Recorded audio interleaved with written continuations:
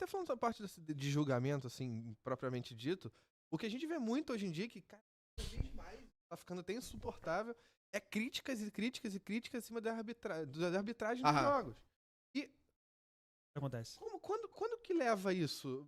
Qual o nível de erro que pode acontecer, por alguma coisa que tu fala, não, isso aí eu tenho que entrar com uma...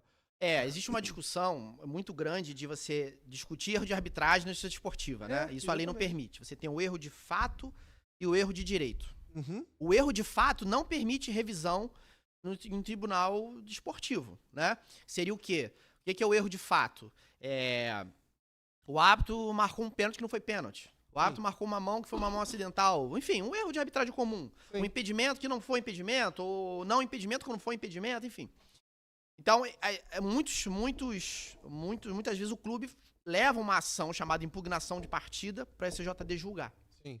A impugnação de partida, ela não passa pela comissão disciplinar, ela é a competência originária do pleno. Tá? Como se fosse uma ação rescisória no sistema comum que vai direto para o pleno do tribunal. Então, é a competência originária do pleno. Só que impugnação não pode impugnar uma partida, anular uma partida por um erro de arbitragem. Você imagina, como é que seria isso? Imagina a insegurança. Todo jogo tem erro de arbitragem, uma questão humana. O melhor que o árbitro seja, ele vai ter um erro ou outro. Tem com o VAR também, porque tem a questão do ângulo. Tem a questão do ângulo. Isso aí eu sou bem crítico também, essa questão lá dessas imagens de baixa definição, do operador do VAR definindo o mouse quando o cara bateu na bola, né? Onde ele vai traçar a linha. Você vê, tem jogo Cada do cara... bota no cotovelo, o cara bota ali no cotovelo, no meio do braço, assim, não dá pra ser assim. Com o dedinho apontado aqui, puxando o dedinho. Sou bem crítico em relação a, pelo menos, o modelo do VAR brasileiro. A gente tá vendo na Copa do Mundo Feminina agora, a imagem lá em 3D, que você tem uma precisão maior, inteligência artificial, impedimento com marcação automática, né? Então, já é outra coisa, é um outro sistema muito mais confiável. A gente tem que evoluir para melhorar isso aí. Mas fora isso, a questão é, você não pode levar esse tipo de discussão para rever o resultado de uma partida num tribunal desportivo, por razões que, né, são bem... Por mais que o seu time foi prejudicado agora, você queira que anule a partida, imagina se fosse assim. Não teria competição, a competição não acabaria nunca. Todo jogo ia ter. Todo jogo ia ter, né? E você tem um princípio desportivo que é muito cultuado no ramo, que é o princípio da pró-competição. O que é isso? É você preservar o resultado validamente produzido dentro de campo. Ou seja, o tribunal não vai poder alterar resultado de jogo, a não ser que haja uma causa extremamente grave que justifique isso. De repente, uma corrupção, uma manipulação de resultado, algo do tipo, que é assim, você vai ter que ir lá e vai ter que colocar a mão naquilo ali. Mas fora isso, um erro de arbitragem, o chamado erro de fato, não.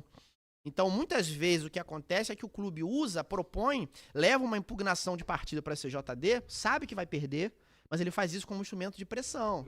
Político, para gerar pressão na federação, para, de repente, fazer com que a arbitragem fique pressionada pro próximo jogo. Dar resposta pra torcida. Dar resposta pra torcida, Então, muitas vezes o clube tem um mau desempenho, o dirigente, o técnico preferem falar mal da arbitragem pra escamotear um mau desempenho, muitas vezes. E a torcida, muitas vezes, embarca nessa.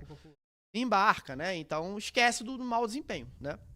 Então, não. Agora, o erro de direito, sim. O erro de direito é que seria algo que justificaria você ter uma anulação de uma partida, um julgamento procedente, uma ação de impugnação. Por exemplo, o árbitro permitiu que 12 jogadores estivessem atuando dentro de campo.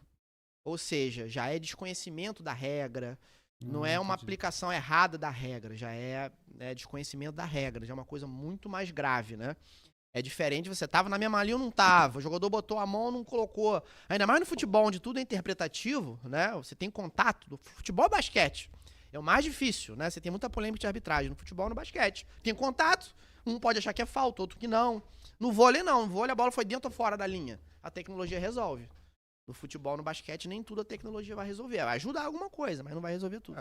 No meu time, por exemplo, pra mim só é falta quando a gente tá ganhando de 3-0. Pois é.